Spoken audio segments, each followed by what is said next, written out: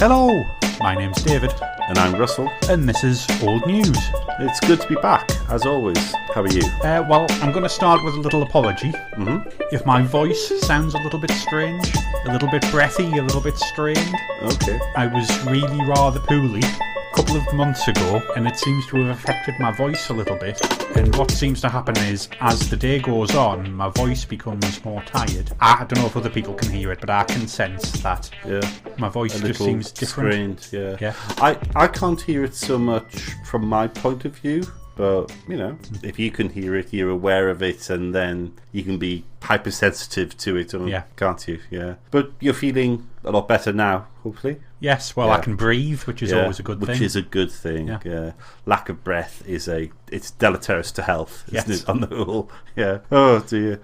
So, we got a little bit of feedback from a listener, Katie, who berated me because I called King Arthur a Wessex king, but actually, of course, he was king of the Britons. Oh, he was. Good point. Of course. More of a Welsh king. Yeah, which is exactly the point.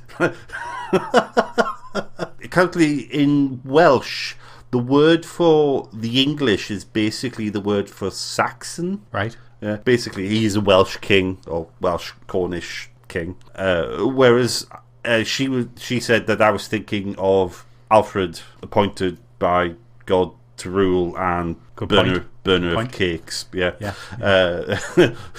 Excellent leadership skills, poor bakery skills. No, it is. I know very little about King Alfred, despite him being sort of quite an important figure in the history. I know the story he was hiding in a tree.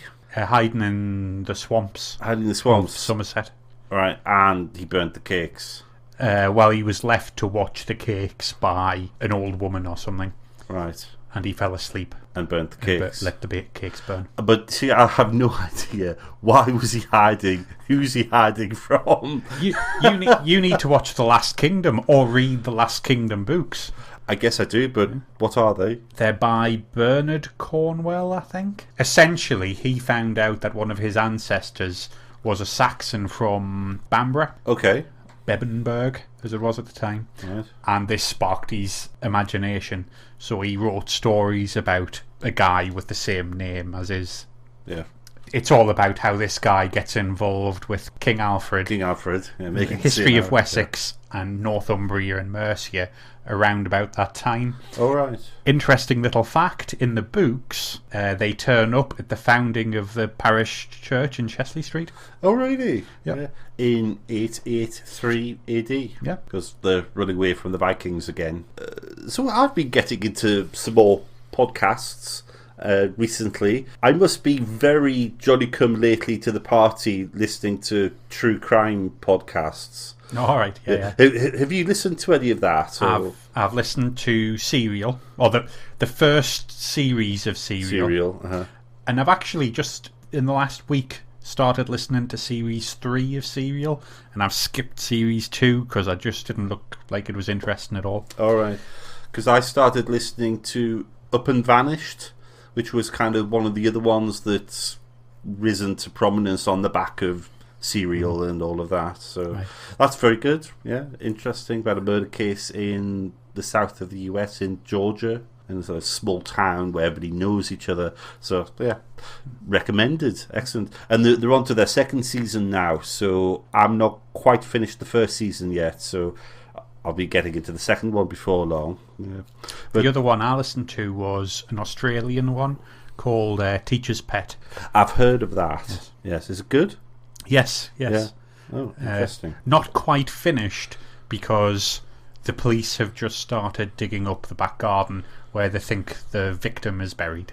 Right. Literally just in the last few weeks. Oh, interesting. Yeah. Regular listener Barry got in touch, said he'd been enjoying the podcast, so thank you for that. But mentioned that episodes 1, 2 and 3 apparently aren't showing up on iTunes, so we will address that. We'll try and figure out what's going on. Yeah. It's a bit strange, but we'll figure it out. So thanks for letting us know, and if anybody else has any feedback, please do get in touch. You'll hear a thing later on with all the different ways. Oh, what's the word? A spot. Yeah. Anyway, Yeah, one of them. Commercial break. A natural break, as they used to call them on BBC. It wasn't breakfast, was it? What was it they used to have natural breaks on? Natural Diamond. It was kind of their it was the BBC's answer to This Morning. Oh, it was BBC Breakfast Time, what is now BBC Breakfast. But that was the actual in the morning. This was sort of mid-morning before dinner. It was Anne Diamond and Nick, what's his face? Yes, I know what you're talking about. Good Morning with Anne and Nick. Yes. Let's have a natural break, which is to say, let the viewers get up and make a cup of tea and go to the loo or whatever. Yeah. Because with the BBC, we can't run the adverts. Yes. I forgot about that. That's just generally strange.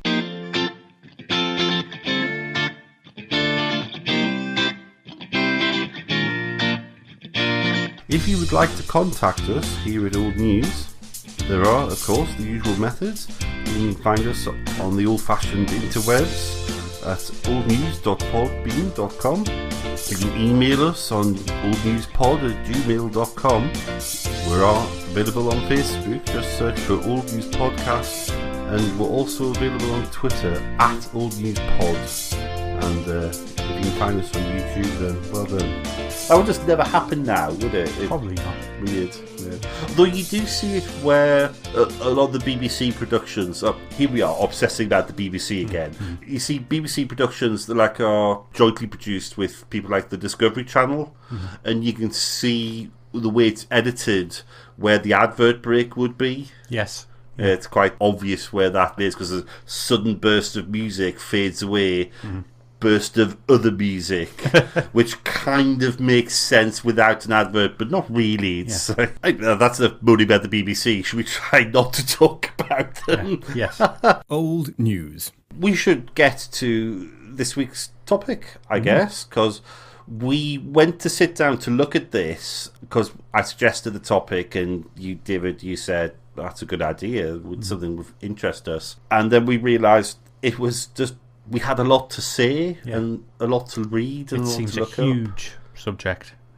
Yeah, and so we're talking today about the Bhopal disaster in India on the 2nd to 3rd of December 1984. Now, one of the things I found with this topic, obviously we're talking about a disaster, we're talking about enormous loss of life, which we'll get to. So again, we're going to have to sort of tread carefully and remember this should always be about the victims. Did you find yourself getting as angry and as emotional as I did reading about this? Angry, yeah, I would say. Yeah, it was upsetting, just with reading about the effects and the people who were killed and maimed and injured, but it just incensed me, left me with this burning sense of outrage. This has no reason to have happened. Yeah. It is so avoidable, and we'll get into all that. I just really couldn't get away from that. I'm going to apply the JFK test because you're a little bit older than me. I was 4 at the time, and I really don't have any recollection of this at all. Do you? No, I don't think this massively made our news. Do you know what? I went on to YouTube just to see, let's look at some news reports and things, because people have uploaded all kinds of things on YouTube. Mm-hmm. All of the news reports that I could find were American TV, NBC News, ABC News, nothing from the British. Yeah. Now, I wonder whether this is because the company that ran the plant was an American company, so they had that connection. But I just find it really surprising. The worst industrial disaster in the history of the modern era really just didn't seem to have made any impact. Yeah. I was thinking when we were reading up about it, this disaster is famous for being the disaster that isn't famous, if that makes any sense. Right. Lots of people have heard of it, and they don't know anything about it. So, interesting, when I was at university in 2004, which would have been the 20th anniversary, I was in a lecture, and the lecture was given by, it was a sociology lecturer, and he started with, because it was about industry and society and this kind of thing, and he said, today is the 20th anniversary of something very important. Does anybody know what it is? Right?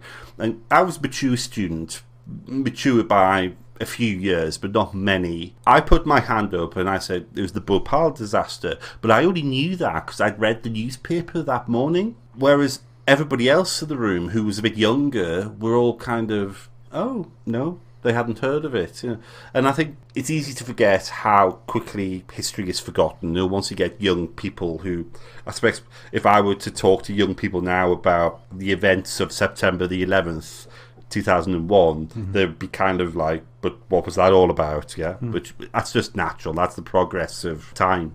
But it just strikes me that this does seem to be a blank. Yeah. For so many folk. How I came to know about this disaster was adverts in the newspaper in the 90s. When I started to read newspapers, and we always used to read The Independent, and it was what we used to get at home, wasn't it? I can remember there used to be regularly, there'd be an advert in the corner of maybe page 3, page 4, page 5 for the Bhopal disaster appeal. I remember it distinctly because it always featured the very famous photograph that comes out of this disaster, which you must have seen in the course of the research. Yeah, with the sort of half-buried... the child's face just poking out of... Because they're obviously burying bodies quickly because there's so many of them in the earth. There's no coffin or anything. And there's two photographs of the same thing. One is colour, one is black and white, and they're very, very famous. I did write down the photographers somewhere. Let's see. Pablo Bartholomew and Rogan Rai. So one is colour, one is black and white. But that's an incredibly haunting image. I can remember when I first saw that staring out at me from the newspaper, and I was very young. I was probably about 11, 12, just flicking through the paper, seeing what the paper was all about, and just going, oh, isn't that awful? And it being like wanting to cover it up while I was reading other things. Yeah. It is awful. And so that's how I've heard of Bhopal. It wasn't until a lot later where I actually looked into what it was, or there was a documentary on telly and I found out about it. Old news. We've done quite a lot of introduction there, so shall we move into a bit of the narrative and just tell the story of what happened that night in the city of Bhopal? Yeah, let's not get into what happened that night straight away. Okay, right. Bhopal is a town... Yeah, medium-sized city. Yeah, in Madhya Pradesh. Madhya Pradesh. I hope I'm pronouncing that. And essentially it was a gas leak from a chemical plant owned by Union Carbide India Limited. Who are like an Indian subsidiary. Of Union Carbide, who are an American firm. Yeah. Should be pointed out, because this will become important later on, 50.9% owned by Union Carbide, 49.1% owned by the Indian government through various means. And the death toll was, well, there's various different figures on this. The official Indian government death toll was 2,259 immediate deaths. So, on the night. Wow. 3,787 deaths in total, with 558,125 injuries. It just, everything else pales into insignificance. Like, in terms of industrial accidents. Mind-boggling, isn't it? It's just awful, isn't it? Just awful. But there are some alternative figures. Okay. One set of which says 8,000 people died within 2 weeks of the event. Okay. And 8,000 have died since due to problems caused by the event. Right. So 16,000. 16,000 people may have died, depending on who you believe. And you think about the big mining accidents and explosions and that kind of thing over the years. And okay, that might run into the hundreds, and they are appalling. But this is literally a whole order and more worse. Yeah. And we still don't know anything about it. Yeah. I know the emotion comes out in me. Anyway, that's the nature of the accident. So there were some various events that happened in the lead up, beforehand, which I think is worth exploring. Yeah. So this plant, what I described as a chemical plant, was actually focused around making a pesticide with a particular chemical called methyl isocyanate. MIC. Which we shall be shortening to MIC from here on in. This chemical plant seemed to get a bit of a reputation for itself for not being very safe.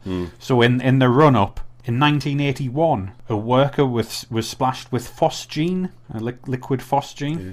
And anybody who knows something about history, phosgene was used as a poison gas in World War One. Yes. He panicked, removed his gas mask, and died shortly thereafter. Do you know how phosgene kills you? I did look it up, and I can't remember now. It destroys the lining of the lungs, and then you drown in your own blood. January 1982, 24 workers were exposed to phosgene. None had been told to wear gas masks. February 1982, MIC leak affected 18 workers. August 1982, a chemical engineer tried to stop an MIC leak and got chemical burns on 30% of his body. October 1982, another MIC leak. A supervisor was burned and 2 employees were exposed to the gas. Between 83 and 84, there was a series of MIC, chlorine, monomethylamine, phosgene, and carbon tetrachloride, all of which are chemicals we've all kind of heard of and know they're nasty. Yeah, I was just going to say that neither of us are chemists, and there is a certain thing, like, if something has a long name, you tend to go, oh, that's bad. But these are all bad. Yeah, I mean, they're all bad. I don't know exactly what carbon tetrachloride does or what it's like, but I have heard of it. Yeah, but anything with chloride at the end of it, like, okay, sodium chloride is salt, but a lot of chlorine compounds, like, generally quite bad, awful, used for killing bugs. Yeah. So, MIC, did you find out what it is, what it's made out of? I didn't really. Yeah. No. Its chemical symbol is C2H3NO, which is C3. C2. Sorry, C2. So what's that? Carbon. 2 carbons. Yeah, 2 carbons. All right, okay, go on. H3. Hydrogen. Yeah. NO. That's capital N, capital. Yeah. Yeah, so that's the word for that, isn't it? Where you have like an NO group stuck on the end of something. Yeah. I'm always kind of a little bit amazed. I did 1 year of A-level chemistry, organic chemistry, that it's just carbon, hydrogen, nitrogen, oxygen. But arranged in such a way that it's incredibly poisonous. Yeah. 4 things that by themselves, basically alright. And totally vital to life. Yeah. Absolutely vital. Yeah. And something that will become important later on, if this stuff mixes with water, it creates CO2 and something called 1,3,5-trimethyl biurate and a lot of heat. Yes, a huge amount of heat, which again is important. The heat will become important. Yeah, as to what happened. So the plant had three big tanks for the MIC, which were supposed to store 30 tons. I didn't check how actually big they were. They were 60 tons. 60 tons, but you were only supposed to fill them up to 30 tons. Yeah, so halfway, 50%. And then the difference was made up with nitrogen to provide pressure. Well, to stop any reactions, because like nitrogen is inerting the top of the tank and pressurizing you use the pressure so you can pump it out. In October 84, tank E610 or E610 lost its nitrogen gas pressure, so the MIC couldn't be pumped out. At the time, tank E610 was over capacity with 42 tons of MIC. Right. So immediately, we've got 2 things wrong already. Yeah. 2nd of December 84, in the early evening. These things always happen in the evening. They always happen on the night shift. Yeah, it's true. Because people are tired. Night workers often are more prone to errors.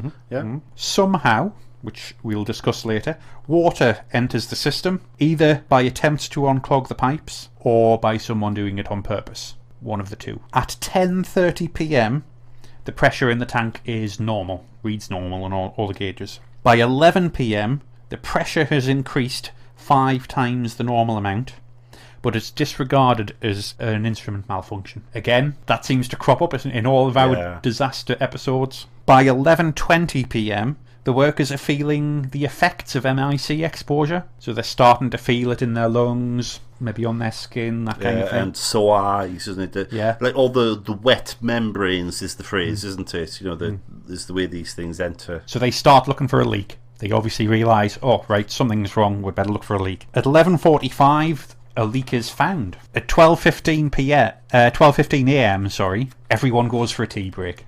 And they say, we'll sort it out after the tea break. we will discuss cultural issues, but do you not think that smacks of the little guy going, do you know there's a leak over here? It's really awful. Yeah. And the boss kind of going, yeah, later. Stop bothering me, it's tea break. Yeah. 12:40 a.m. The pressure and temperature in E610 hits a critical level, and atmospheric venting begins. 30 tons of gas is released in the first hour. That atmospheric venting should have been preventable, because it should have been burnt off as it was coming out the chimney. Because there was a flare stack, but the that flare had been stack turned wasn't off in because use. it was being repaired. Yeah, there was a corroded pipe which they'd removed and was away for repair. Yeah. At 12:50, so 10 minutes later, 2 alarms are activated, one inside the plant and one outside, to warn the people around the plant. The outside alarm is disconnected very quickly. Because I read that initially these 2 alarms were connected. When one rang, the other one rang. Yeah. They disconnected it because, we get so many nuisance alarms, we don't want to alarm the populace outside of the gates. Yeah. So it rings for a short while, then stops. The workers evacuate upwind. At 1 a.m, the police are finally informed that residents are evacuating. But they weren't informed by people at the plant. They were informed by a sort of warden, community warden type person, who had spotted that people were leaving the city. Between 1:25 and 2:10 a.m, the police attempt to contact the plant. They do actually manage to speak to someone, but they're told, literally, everything is okay. On the 3rd attempt, they're told, we don't know what is happening, sir. That's all they're told. The hospital obviously starts receiving patients. They're given misinformation. Probably not on purpose. Probably in the chaos. Yeah. But they're told that it's ammonia, first of all. Then they're told it's phosgene. Eventually, they're told it's something called MIC. They're not told the proper name of the chemical. They're just told MIC. And it's thought that a lot of the medical staff in that hospital weren't fully trained. It was a poor quality medical facility. Yeah. I can imagine if you or I had to go to the hospital down the road, the doctors and nurses in there wouldn't know what MIC was straight away. But if they were they'd told, have to look it up. Yeah, if they were told what the thing is in full, they'd be on the phone to somebody else going, what the heck is this? What's this? What do we do? Yeah. And that just smacks of a technical person just using their jargon and not thinking about, I'm speaking to non-technical people, I'm speaking to non-engineers. Yeah. At 2 a.m, the leak sort of peters out. At 2:15 a.m, the public siren finally sounds for an extended period. Shortly after that, a Union Carbide employee finally walks into a police control room and tells them of the leak, but also says it's been plugged, which wasn't true. It was still open to the atmosphere. It was still open to the atmosphere. And why on earth did he walk to the police station? Yeah. The residents of the surrounding town were never told what was going on by anybody. The first they knew of the incident was feeling the effects or looking outside to see that there was some chaos going on. Yeah. And one of the things that really struck me was 30 tons of gas. So it does depend which gas you've got. However, anything 30 tons of something, once you've expanded it to atmospheric pressure, is an enormous volume of gas. No, mass versus volume. It's just going to spread over an enormous distance. Right? And it's heavier than air. Yes, I was just going to say that. So they believe that people who were asleep, which they were because it was midnight, got bigger doses. Yep. Children, because they were short. Yep. And what killed an awful lot of folk was simply there was commotion. They opened the doors and went outside to see what the commotion was. Yeah. Yeah. Whereas quite often in these cases, people are told, stay indoors, keep the windows shut, keep the doors shut. Yeah. If you've got an upper floor, go to the upper floor. Exactly. Old news. There is nothing good about this situation, is there? No. Nobody comes out of this well at all, whatsoever. And it's just the poor people of Bhopal, the medical staff at the hospital are just suddenly inundated. I just want to point the finger at the workers and the engineers and the managers of the Union Carbide and go, it's your fault, the big pointy finger, which I'm doing next to the microphone. I think one of the things that really struck me was I read that narrative the same as you, and that was my initial response, and I still feel it very strongly. But when you start reading from other points of view and some of the analysis, there is more to this than just incompetent engineers being incompetent one night. There's a whole sort of wider picture. So the first thing I wanted to talk about is just like the product itself. So they were making a pesticide which is called Sevin, Sevin, which was invented just after kind of the withdrawal of DDT. Right. DDT was famed because it was harmless to humans but killed everything else. So that's why it had gotten banned, because they'd realised that if you destroy the entirety of the food chain, that might be a bad thing. But Sevin had been a big success. It was created in the early 60s. The Egyptian cotton crop in 1961, did you come across that? That apparently it was threatened through pests, and the entire crop was at risk of being destroyed, and that would have been basically the Egyptian economy on its knees for that year, and with it the attendant, poverty and destitution, starvation. And Sevin was the thing that saved them. Right. It was a great product for its time. It was popular in India because India had problems with food shortages at the time. It was that kind of period of when 20th century population growth had really gotten going in places like China and India, and their population was exploding, and their ability to create food hadn't caught up, and we were still in the middle of that, the green revolution of, increased rice yields, increased wheat yields, and so on. Starvation in India was not a uncommon thing at that point. So it was popular as a pesticide.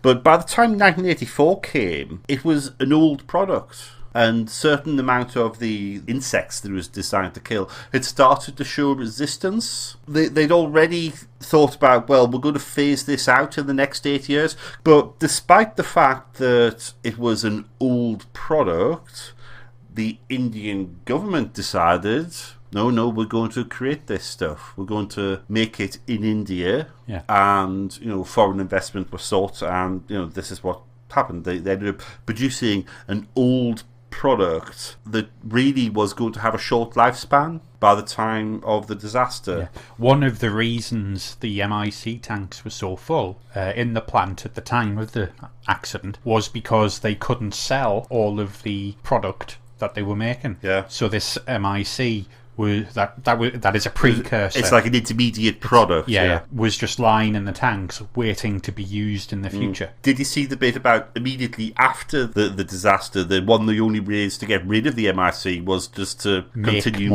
making product because it was relatively inert? Old news. Indian politics, right? So there's a large topic, and one of the largest countries in the world. We're in an era when India's very much still in the grip of not only nationalism, but also they want to stand on their own 2 feet, post the independence in 1948. They'd been trying to import Sevin, but it was expensive. It was sold in US dollars, and the Indian economy always had a shortage of foreign cash.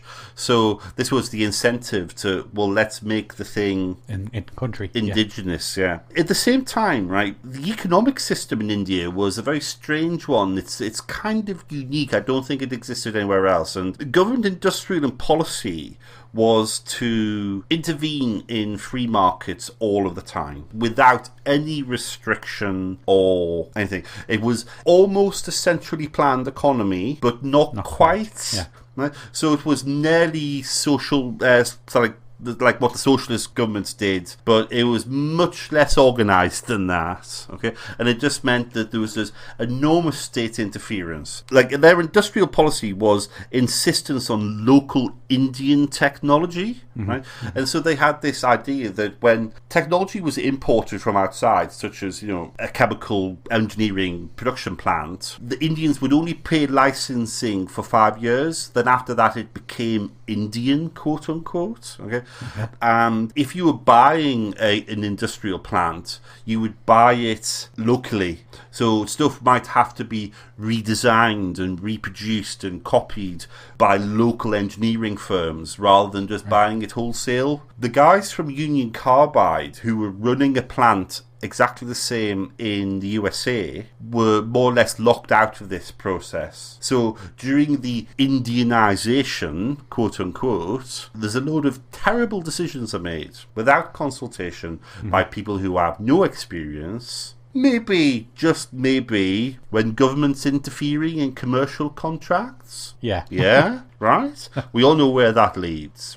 Well, we all know where it leads without any kind of supervision. Initially, the plant is still majority owned by Union Carbide, it's almost wholly owned. But in a fit of nationalism, in the fit of we must intervene in the market and make this more Indian, this is how you end up with the government with 49.1% of the shares through various nationalised banks and investment funds and whatever. Right. And I think that'll be a theme which we'll come to later. And so you went with this horrible series of choices. There are two ways to make 7, and they chose the more dangerous one because it was simpler and potentially cheaper as well. That's not necessarily a bad thing, but if you engage in risk, you have to acknowledge risk and then manage it. Mitigate the risk. So you might need to invest more in safety systems, more in training, more in layers of security. Do we believe that's what happened when they built this plant in the 70s? No, it isn't what happened at all. So government planning just blindly insisted that this was going to be the way it was done and that they would make X amount thousand tons, it was 5,000 tons a year of 7, even if they couldn't sell it. And let's just sort of have a look at why they couldn't sell it, because at the same time, the Indian government was subsidising locally produced, cheaper alternatives. They didn't realise that. Okay. Right. So they were competing with themselves. Yeah. So you've got stuff that is basically half the price of 7, but it's less effective. It's watered down. It's got packing product that does inert product that sort of, what's the word, dilutes it, okay? But if you're a poor farmer, you're going to go for that product. And indeed, the Indian government was subsidising the production of the less effective alternatives, and they were subsidising the farmers to buy it. Okay. So now they've subsidised both ends of the market to compete against themselves. This was designed to make 5,000 tonnes a year. They'd only sell 1,000 tonne that year. This manages to be stupid on both levels. I honestly, right, despite my liberal, lefty, we should probably intervene in the markets occasionally sentiments. Yeah.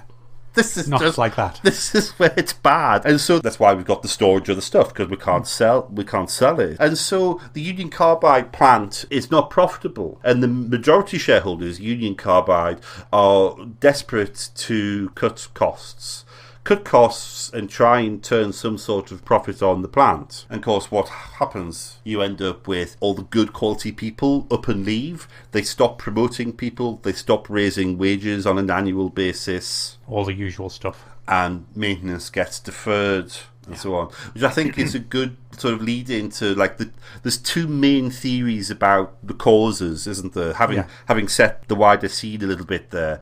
Old news.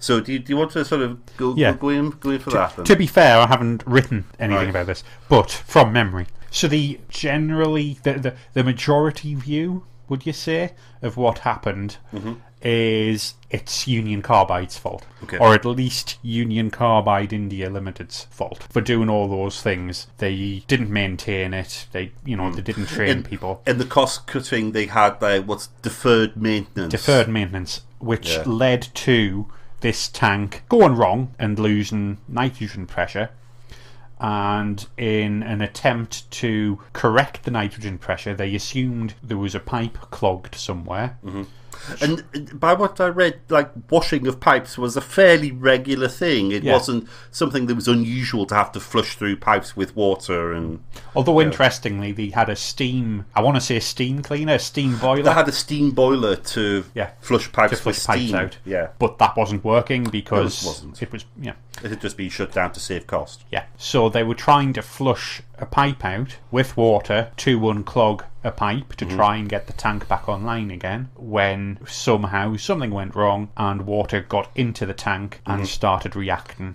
with the MIC. And Union Carbide management, or Union Carbide India management, gets the blame because they didn't insist on putting, what's the word the Americans use, which I kept reading? It's what I would call a pipe blank. Most people are familiar with what a pipe looks like, where you get a join from one end of pipe to another end of a pipe. You've got a flange with nuts and bolts around it in a circle, right? A pipe blank is just where you split the pipe and you put a piece of plate steel or something in there to block it.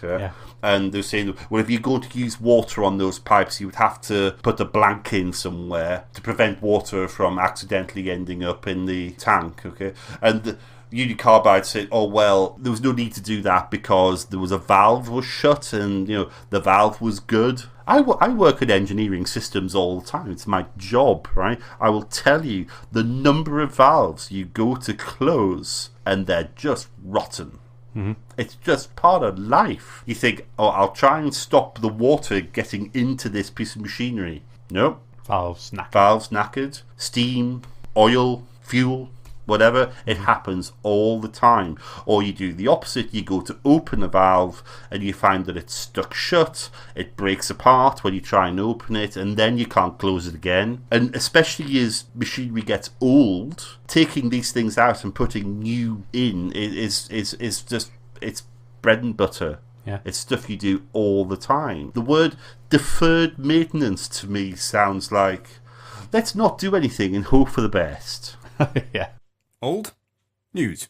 That was the majority view. That's the majority view, That's right? the officially accepted view. Now, Union Carbide take a very different view, they don't say they? no, Second no. theory. Yeah. The second theory is that a disgruntled employee removed a connection to meter, a pressure gauge. a pressure gauge, attached just a normal water hose. In my mind, I'm thinking fire hose or even garden hose. Yeah, I think just like just a normal water hose. You have a pressurized water supply and a hose pipe. Yeah, and put the water in on purpose, essentially to spite their employers. Now, when you read that, your initial reaction is to go, well, that's just typical big business trying to blame an employee. Blame the workers. That's the easy way around it. But there was I was surprised by the amount of evidence behind that. Yeah. And it did make me question the official story, because there's things like the meter had been removed. There were witnesses there is saw a named the hose. witness, isn't there, who saw the hose pipe. Yeah. Also, some of the things the Indian government did after the event when they came to do the investigation, because that happened quite quickly. The whole thing was shut down. The Indian government fell onto the factory. Union Carbide was not allowed anywhere near it. No one from America was allowed anywhere near this place. Yeah. But they didn't release any information to anyone. It was very hush-hush. Yeah. And then they came out and said, this is what's happened. Yeah. And isn't there's one of the witnesses says that the next morning he was told to go get a new pressure gauge and connect it. Yeah. I think there'll be an awful lot of people who are campaigners on behalf of the rights of victims from Bhopal will be very upset with us for giving Union Carbide a fair hearing. Or a sympathetic hearing, sorry. But my argument is like, why not both? Because even if it was a disgruntled employee doing it, and they had motive and opportunity. Motive was that they hadn't had their pay increased. There was and working conditions were terrible, and so on. Yeah, and had the opportunity because he was there with the hose pipe. Okay, that might be true, but even if he'd done that to spite them, he was given cause to do it by the company. Yeah, and all of the things that should have protected against it. Yeah, even if someone had done it on purpose, still all the other things could and should have come into play. These should have been fail-safe. Yeah. Because the vent pipe, the flare stack, that was under capacity, so it couldn't cope with a runaway reaction. Did you read about that? There was supposed to be, for want of a better term, a sprinkler system that was supposed to turn on because the MIC is water soluble. So turn on the sprinkler system, that takes some of the MIC out of the air, reduces the effect of the leak. That's where my chemistry fell down a little bit, because I was thinking, hold on, you've got water reacting with the MIC causing the problem, but then you're using water to get rid of the MIC. And my brain went, Isn't the problem that because when you dissolve certain products with water, they get hot? Sulfuric acid is the famous one, the sort of the one you might see at school. And I think this is the problem, that as you added water to the tank, it started to go into solution. It gets hot. It gets hotter and hotter, and then it boils. And that's when you get that's the gas. It's like a heat process rather than a chemical process as such. But I think the idea was that you would sort of get water and spray. Because the other thing that I saw was that the sprinkler systems didn't have enough water pressure to reach the top of the stack. Where the leakage would be. Also, even if they did, they still weren't up to scratch. They didn't have enough capacity.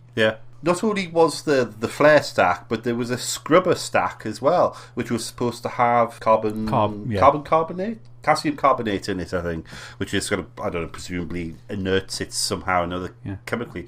And that didn't work either. That was out of order. And just talk about like the process of the thing getting hot, right? This was supposed to be stored at 4 degrees Celsius, and there was a big cooling plant provided with big cooling loops in the tanks to keep that temperature down. So obviously with the baking heat of the kind of Indian weather, I guess, the tanks were buried underground with a concrete cap over the top of them to protect them from that heat, with a big cooling loop and a refrigeration system to do that.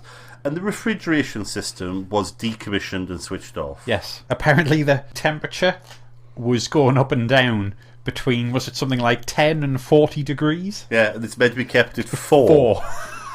How many things have gone wrong in this disaster? Yeah, this is worse than the Chernobyl chain of events. It is worse. It is worse. It's just appalling. So we've talked a bit on kind of the engineering issues, and I had a couple of other notes which I wanted to, because engineering's my thing, right? So I'll just bang on about it for a little while. I'll have a snooze. And see if anybody is interested. Right? On the pressure gauge, you know how they thought it was an erroneous reading? Pressure gauges are delicate. They're really important, but they're always the first thing to fail. Right. And they are a disposable item. After a little while you start going, I don't believe a word that pressure gauge has to say. Off with it, put a new one on. Yeah, that's just something you should be doing all the time. And the problem is with pressure gauges is you get used to the continuous process. The pressure should always be the same, so you start to ignore it, you don't look at it. Or when it goes wrong, it quite often goes, what we call at work, it goes around the clock, and it just reads maximum, and you go, it's knackered. Or it reads 0, or the little needle on the pressure gauge falls off. Right? Especially, my environment, you get a lot of vibration. That does tend to be what happens. And for like things that you assume to be the same all the time, it's very easy to ignore them.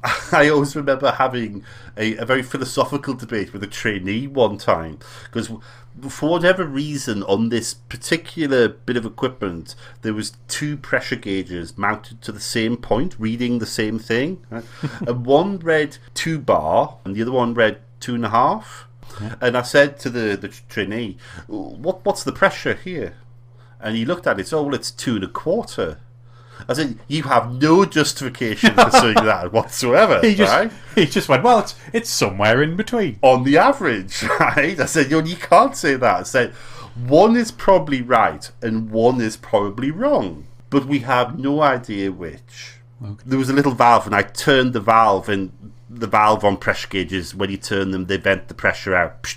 So one of them read 0, and now it just had one gauge that said 2 bar. And I said, what's the pressure in here? He said, it's 2 bar. I said, you still don't know. Pressure gauges are just an indication. You don't actually know what's happening on the inside. There might be 50 bar in there and the thing's ready to explode. There might be nothing at all. It might just be a knackered pressure gauge. When something's continuous and the pointer is staying steady all the time, you take it on trust that it's reading correctly. And I just thought that kind of thinking is something that I deal with all the time in my professional life. And it just struck me, the fact that they looked at a gauge and went, oh, it's fine. Not a nuisance. Oh, it's high again. Oh, it must just be a warm tank, Weather's been a bit hot last couple of days, whatever.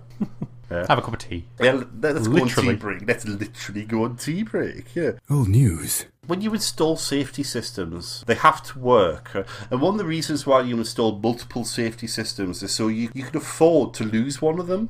Almost every safety system here has gone. In fact, they have. They've all gone. There's just no safety systems at all. Yeah, and your last line of defense is humans going, there's something wrong. Yeah. And there's one guy going to the tea room saying, I think there's a leak. Your warning that there's something wrong is your employees going, oh, I can feel a bit of a tickle in my throat. Or my eyes have turned red and are watering. That's not an early warning system.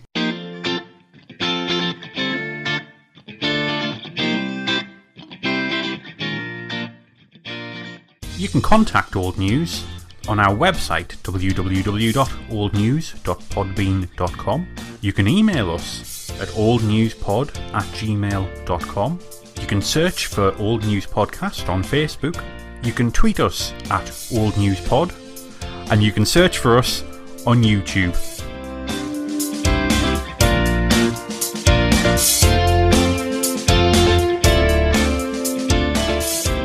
So I wanted to talk about the victims next a little bit, because I think we've concentrated quite a lot on the plant itself and Union Carbide as a company. We mentioned before about civil contingency planning and what happened on the night. And there was nil civil contingency planning at all. Yeah. And the people were just left to defend for themselves. Yeah.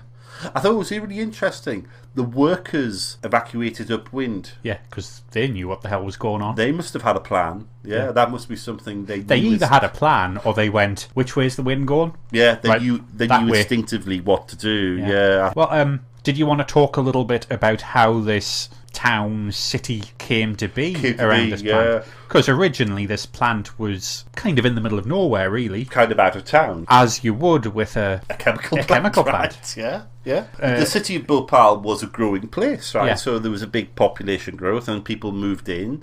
And you ended up with unregulated shanty town on the outskirts surrounding the chemical plant. Surrounding the plant, right? And they shouldn't have been there. They had no real rights to be there, to be honest. Originally.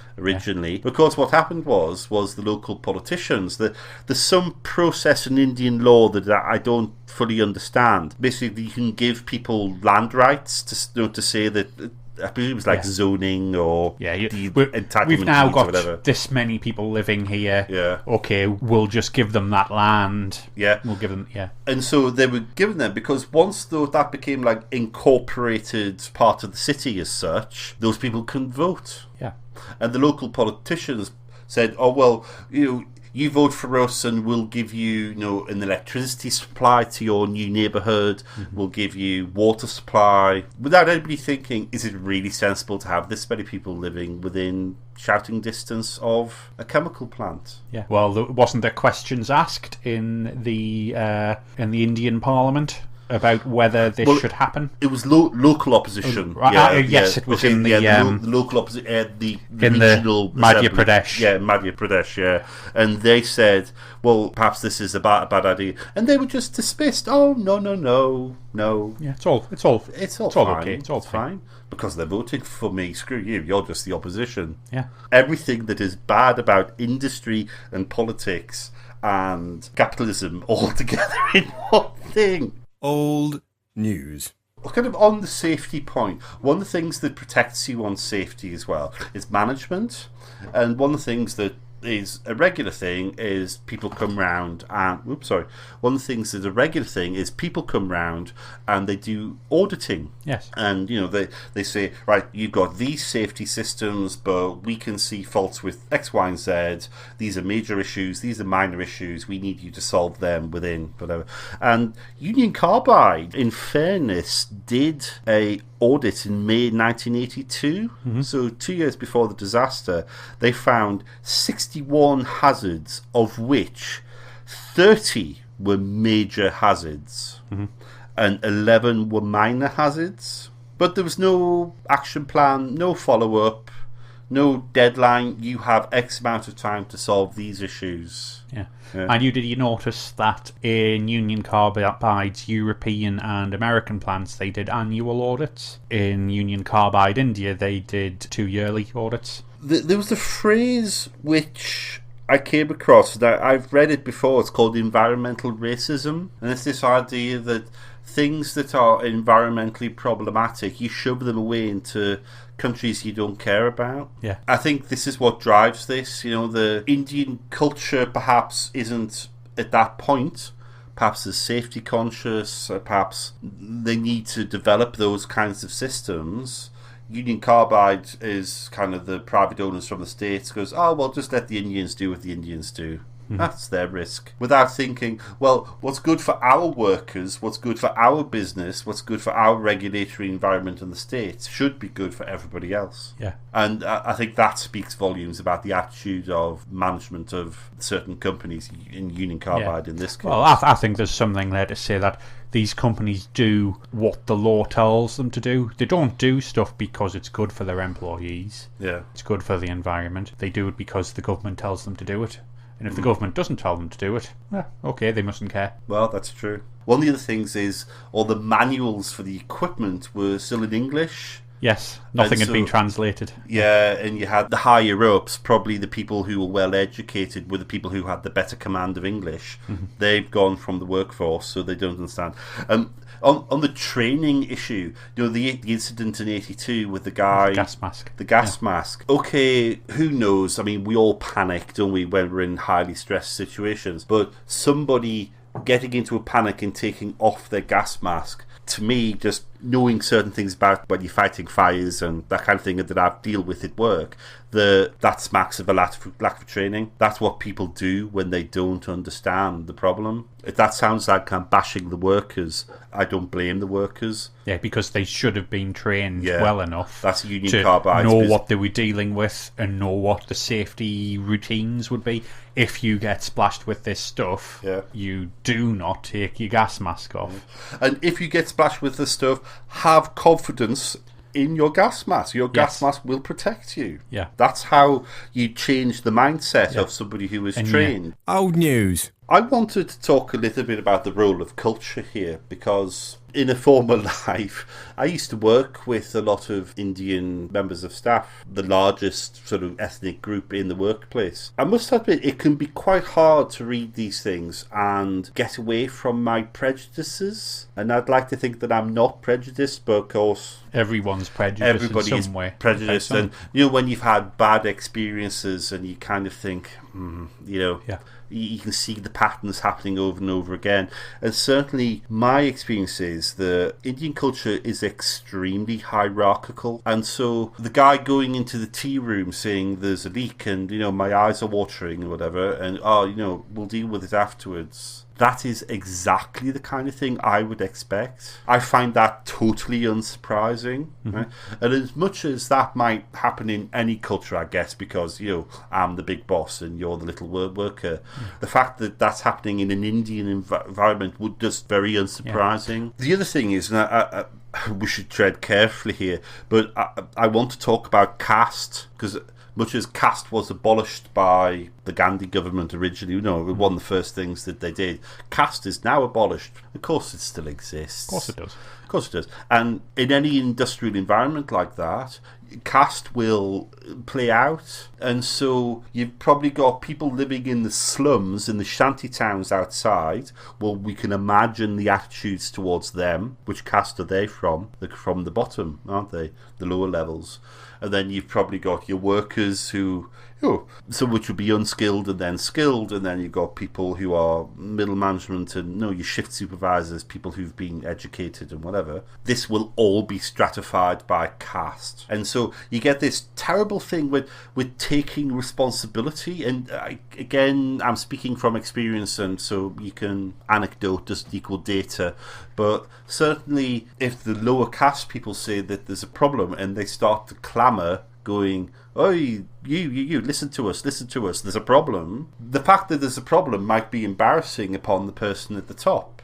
Mm-hmm. Okay, and so to avoid the embarrassment, the guy at the top just goes, you don't talk to me like that, you lower caste person. How dare you? And thereby responsibility is absolved, because then it's not my problem, it's somebody else's problem. Oh, stop bothering me with this. Right. I've seen that attitude in action. Mm-hmm. I mean, should I tell this toilet story? have I told the toilet story before? Tell it. We'll see if it stays in. We'll see if it goes in at the end. Okay, so I was working on one ship with a lot of Indian crew, and in the accommodation area of the ship, there were communal toilets. So I think there was 4 cubicles. One of the toilets had become bunged up and it wasn't working anymore, it needed to be repaired. And the only reason why we, as an engineering department, discovered it was bunged up, right, because we rely on people saying toilet's knackered, right? We don't go inspecting them, right? Was that this toilet had overflowed to the point where there was a pile of excrement on the top, like the bowl was full. Oh, okay. And there was like stuff rolling onto the deck, and we couldn't first fathom why people would continue using a toilet like that. Mm-hmm. Right? Until somebody pointed out to us, out of the 4 toilets, the one at the end was the upper caste toilet. Okay. And the upper caste people would not bring themselves to sit on a toilet that a lower caste person would sit on. Right. So they would rather squat and hover over a toilet that was full than lower themselves to use a functioning toilet. Wow. And they wouldn't tell us because, frankly, dealing with toilets is a lower caste person's job. Okay. Right?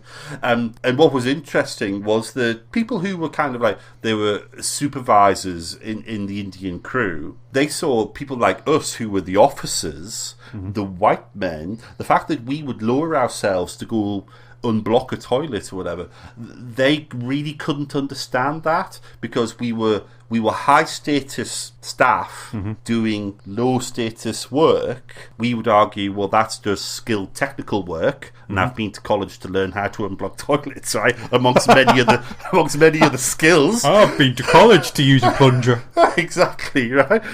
Well, it's a vacuum toilet, like a little bit more sophisticated, but yeah. Exactly. And they really, for them, they couldn't compute that. And as far as they were concerned, not reporting a toilet that was absolutely rolling in excrement didn't matter to them. Mm-hmm. This is my personal prejudice. I hope people appreciate this is where I'm coming from. Yeah. But Russell is aware that what he is saying could be seen as prejudicial. Yeah, and racist. But it is a thing that actually happened. It is a thing so that he happened. Is reporting a fact. Yeah. Now, I know at the moment the world has a problem with what is fact and what is opinion, but sometimes this is a fact. And sometimes the facts colour people's opinions. You know, they do. And I can just see how a disaster like this happens in that environment. This is one of the cultural elements, I think, that in the lead up to this disaster and what happens on the night. You can see the fingerprint. Yeah. The fingerprints of the caste system. You really can. On it. Yeah.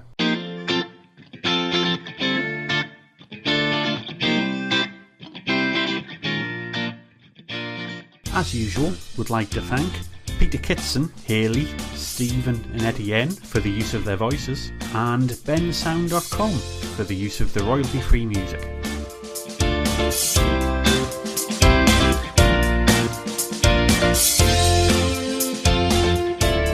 Parallels.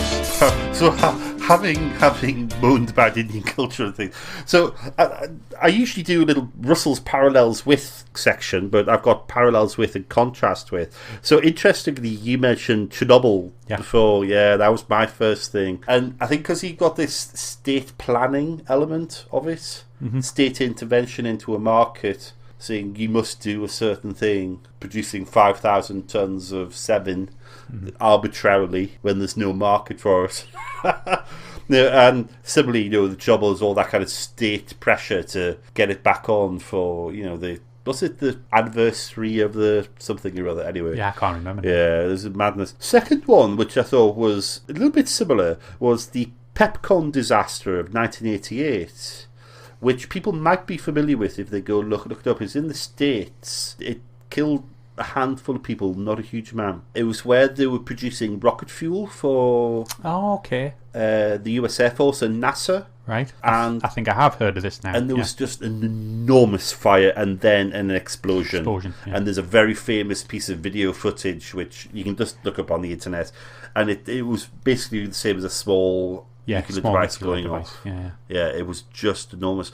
And one of the things there was inappropriate overground storage of something that was dangerous, and they just had loads of it in plastic barrels, I believe. Right. They had like 200 tons of it or whatever that had just built up and built up and built up. Yeah. And nobody was thinking, what about the risks?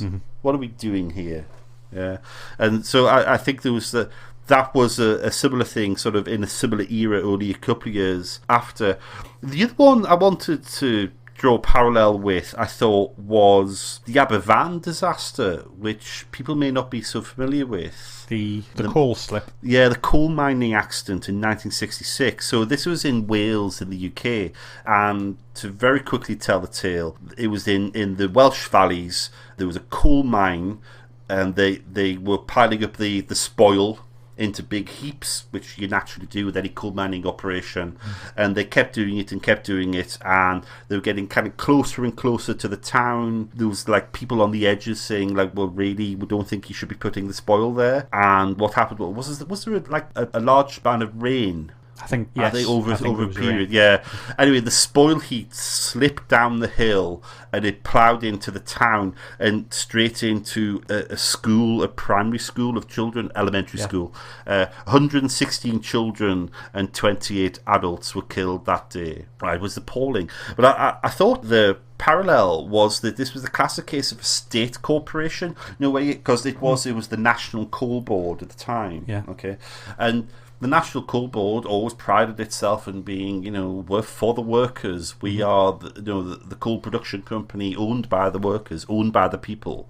That's how they were set up. Similarly, you've got the state ownership of Union Carbide in India. And when people said, well, really, you shouldn't be putting a spoil heap there, instead of the state corporation thinking we should listen to the concerns of our citizens, our workers, they said, if you keep going on like that, we'll stop putting the spoil heaps anywhere and you'll all be out of jobs. Is that actually what they said? That is, not word for word. But in the lead up to that disaster, that was a thing in the community of Aberfan. And then they killed 116 children and 28 adults. And, this idea that state corporations for the workers are somehow better in their behaviour than private companies. Private industry.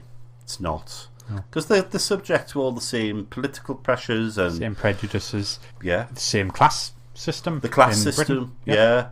And if you look at the divisions between workers and management, the unions as a strong voice at the time versus the political controllers of the state corporations. Yeah, very, very similar. The contrast here is after the Aberfan disaster, there was a judicial inquiry, and we have things like strong judicial independence. I mean, that's kind of one of the great strengths of us as a country, and they squarely and firmly put the blame on the National Coal Board. Heads rolled, and the National Coal Board was told, you killed these people. So there's a whole other thing whereby money that was raised for disaster relief was used by the coal board to help pay for the clear up, and that scandal went on for 50 years before the government finally put it right. But that's a whole other issue.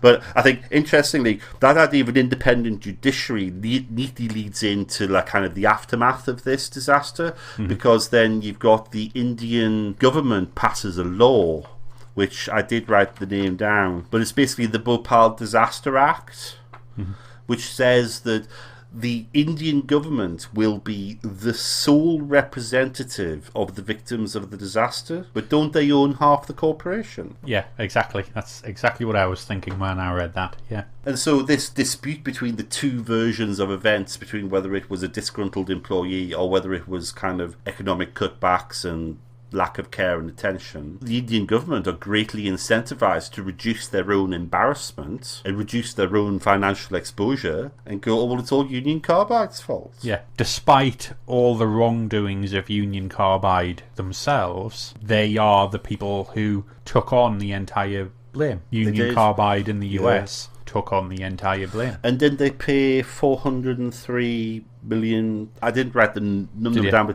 but it's best part of $500 million.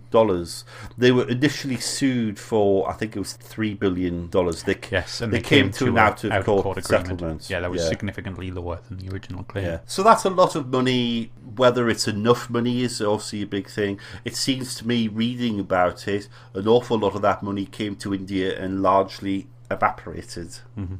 Now, did you read the thing about the hospitals? Union Carbide were instructed to fund a hospital. Yes. And it only lasted a number of years. Did it? And, right. Yeah. And then there was the health centres that disappeared, and building of houses. They're going to build good quality houses for the widows, the victims. Yeah. And so they built houses, and then after 10 years, those houses now they had electricity, running water, or a bus service. Right. Transit of any type. So whether that money was well spent, that's for the Indian government to answer, but I would say a lot of it just disappeared. The actual sums of money that were paid to victims, which was about $4,000, I think, per head, per victim, doesn't sound like a lot of money, but then you wonder how much is that. Yeah, how much is that worth in India? Yeah, and you've got this terrible thing that people who work out these calculations do have to figure out. How much is a life worth? Yeah, how much is a human life worth? Old news. I know I've banged on a lot from like the engineer's point of view here, but I hope I've given like a fair shout to people that aren't engineers from the outside. Anything you want to add? Or? I don't think so. I hope the people of India think we've been fair. Yeah. Going from the beginning of this story where I was so angry at Union Carbide, I'm now like equally angry with the Indian government in this. It should be pointed out that Union Carbide no longer exist. Yeah, and they were bought out by Everready initially, who in India, who were then bought by another company that Dow, I can't remember. I think Dow. All the liabilities currently belongs to Dow. Yeah. Although the factory involved no longer exists. Yeah, there's just a very big patch of land and rotting. Yeah, I mean the equipment there's still there. And it's all very toxic. One of the things that'll happen is somebody will get onto our case and say, well, the Indian government has a space program.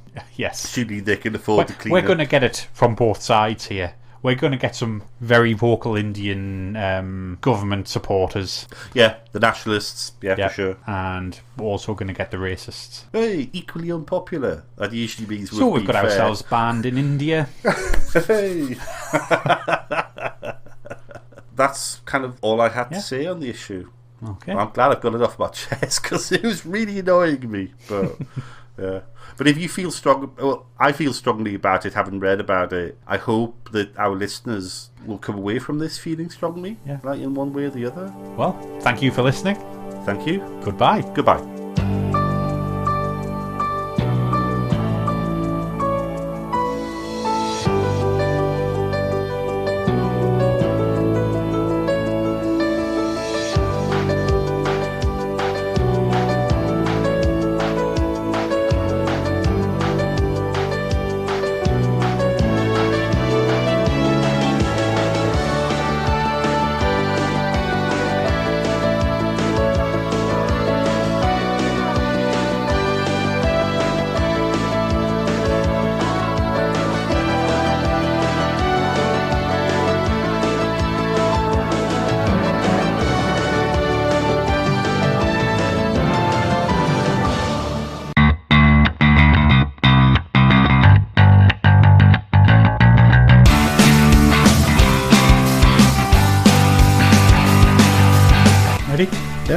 How do we normally start it? You usually say hello. Hello! My Hello. name's David. Oh, sorry. I spoke on top of you. Right. Oh, yeah. Okay. Yeah. You say hello, my name's David.